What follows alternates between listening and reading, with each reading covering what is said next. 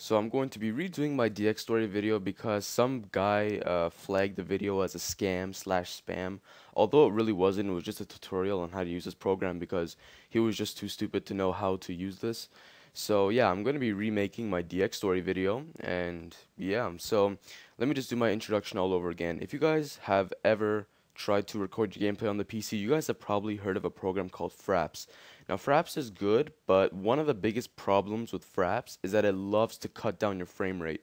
And Dxtory, which is the new program that I found, well, it's not new for me, it's about a year old, but it's freaking amazing. It doesn't cut down your frame rate, it only cuts it down by maybe a couple frames, like 2 or 3 frames, but also it doesn't love to bottleneck your computer. And let's just go through a kind of like a system go around of this. So let's start with this tab, which is the video tab. So here we start off. This is actually the settings of the video you're going to be having. So there's different codecs. The default codec is the Dxtory video codec. Now it's good, but the file sizes are about 4 times as large as the one that we're going to be using, and also it's a lot more laggier than the one we're going to be using. So we're going to be using the one called Lagarith. Where is it? There it is. Lagarith lossless codec. Now click this icon right here to go into the settings. So we do not want to enable this. We want to enable use multi-threading. And for the mode, this is basically the quality. RGBA is basically like the top-notch best quality. It's basically like exactly what you're seeing on your screen. I like to use the lowest quality. Now it seems really bad, like the lowest quality, oh, that's not great, no. But the best thing about the lowest quality is that, first of all, if you have a slow hard drive, the highest quality is going to be lagging up the video, so it's not going to be able to render, it's not going to be able to write the file as fast as it needs to for the highest quality. And also for this quality, it also brings down the file sizes by a significant amount. And also with this codec, even though the quality is not as good as like full RGBA quality, it's going to be better than what you're going to be uploading to YouTube anyways. Like, what you're going to be uploading to YouTube is going to be far worse than what even this quality is. And even this quality, it's not even that bad. YV12 is not bad at all. It looks pretty much exactly like what I see on my screen. So yeah, it's perfect for what we need it for. Just click OK, and there you go. Frame rate, this is the best part about Dxtory. You can play your game at 60 FPS, but you can record at 30 FPS. And that is amazing because on Fraps, if I wanted to record my gameplay in 30 FPS, if I didn't really care and I wanted to keep the file sizes small, I would have to set the program to record at 30 FPS, but then it would just lock my frame rate at 30 FPS only, which is bad. Here I can play at my beautiful, nice, smooth, and sexy 60 frames per second, but I can record at 30 frames per second, so it's absolutely amazing.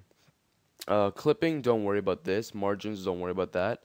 Here we got output. So right now, check file output because we wanted to record to a file.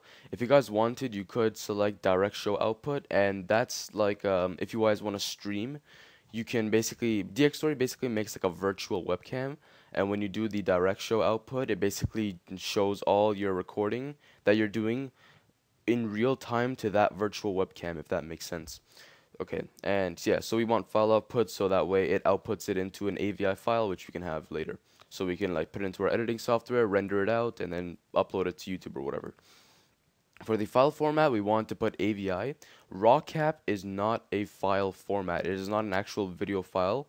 What RAWCAP is RAWCAP is a file that Dxtory writes, and if you select it, if you have, let's say you have multiple hard drives, you can have it so like the first part of the video is recorded on one hard drive, second part is recorded on the second one, third part is recorded on the third one, and then the fourth one is recorded on the first hard drive, and then it just keeps on going. So basically the thing about this is that it makes it so like it separates out the files, so that way you're not bottlenecked by your hard drive as much as you are with what a regular hard drive can do. So we want to put it to AVI because if you use RAWCAP, you have to use a program called a RAWCAP converter. It comes with Dxtory by itself, but it's just a big pain in the ass. So just do AVI, record to one hard drive, it's going to be fine. 30 FPS, good enough. So for the option, we want to include the mouse cursor. I don't know why I didn't select that earlier. Scaling, we want to do percentage and 100%. And this is another great thing about Dxtory. If you guys want to play in 1080p and record in 720p, you can, and you can do it all in real time. If you guys want to do that, just click size, put the width as 1280, height as 720, and there you go. You can play at 1080p but record in 720p. Absolutely fantastic. But I don't want to do that. I like to upload my videos in 1080p, give it that nice quality, and there's not much of a difference in file size either. So you guys should really consider uploading in 1080p. Yeah, and that's pretty much just it. Make sure you have use default settings ticked, and this is the profiles. So there's profiles for different games here, like I have all my games here. And let's say if I'm playing BF3, I have these settings. If I'm playing, I don't know, Left 4 Dead 2, I have these settings. But if I check the use default settings for every single game I have, it's going to use the same exact default settings, which is going to be this. So, beautiful. Let's go to the next part, audio. This is the best part about Dxtory. So basically you can have like different devices, like different audio devices, and you can have them record separately, so they're not going to be recorded all in one track. So here I have my speakers here, which is going to be my Corsair headset, and then for the second audio device I have my microphone here, and this is just the volume sensitivity of your microphone. And yeah, and then after, make sure you have the record sound checked so it actually records it. So with Fraps, basically what happens is that whenever you record your microphone and your audio device at the same time, it merges the file into just one audio track. Dxtory doesn't do that. Now let me show you why. Let's open up Sony Vegas here. Let's go into this one right there, and let's drag that in. See, look, first track I have my video track, second one I have my game audio right here, you know, and then second one here, sorry, the third one here I have my actual microphone volume.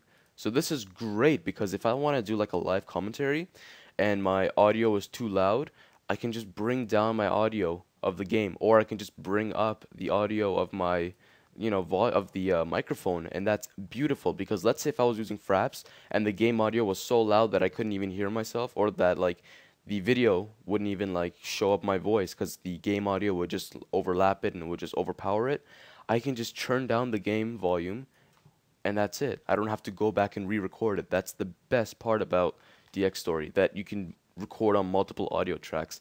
That was one of the best features of this program that I actually decided to use it. So yeah, that's great. Just choose your audio device. If it's not recording your audio properly, make sure you're using the right audio device by right-clicking on here, go to playback devices, and make sure you have the checked one. So I have here speakers, 2 Corsair Vengeance 1500 checked, so I have to make sure I'm using this one, speakers, 2 Corsair Vengeance 1500s. Okay, and that's basically it. Oh, and also for the microphone, also go here, recording, microphone, you see this is the one that's being used, and yeah. Alright, beautiful. Next one, this is for screenshots. If you guys want to do screenshots, you know, go for it. I don't use it. I find it kind of pointless. Just play around with it. You'll find out what you need soon. This is the part where it's like the settings, I guess you could say. So make sure use default settings is checked again. Also for audio, make sure use default settings is checked. Okay, so you can also make this program to start the movie capture as soon as it detects that the game is open. So once you open, let's say BF3, and you always want to record your BF3 game, and you say that, oh, I made this sweet shot, or I have like a 10 kill streak right now, and I was like, oh shoot, I wasn't recording. You can check this, so every single time you open BF3, it automatically starts recording, and you don't even have to worry about it. You don't forget and whatever. So yeah. Make sure everything else is unchecked. I guess you could play around with it. If you have multiple GPUs like an SLI or Crossfire, you can check enable multi-GPU fix code. You could check for CPU processing if you like. I don't know, I really don't. Okay, so processing threads. This all depends on what CPU you have. I have an i7 with multi-threading, so it shows up as 8 cores. So I put my processing thread to 4. You guys can also put it to 4, even if it shows only 4 available, because you guys might have like an i5 or a quad-core processor. So just put it to 4. Make sure like 4 is the minimum, I guess you could say. If you have a dual core, put it to 2. Put it as much as you can. But if you do have an i7, if you have the option of 8 possible, put it to 4. Okay? And yeah. And also you can make it so it limits the video FPS. So let's say if you don't want to turn on VSync, which VSync is like it limits your frames per second to 60. But if your frames per second does dip below 60, it does take a big hit on your frame rate. So you could just check this box, and then it would automatically lock your frame per second at 60, and if it ever goes under, it doesn't take a big hit like VSync does. And if it ever goes over 60, it'll just lock it at 60. So yeah, I don't really have that checked because I have VSync on. I always get over 60. For this one, disable print screen snapshot. I don't know if you guys want, you can check it.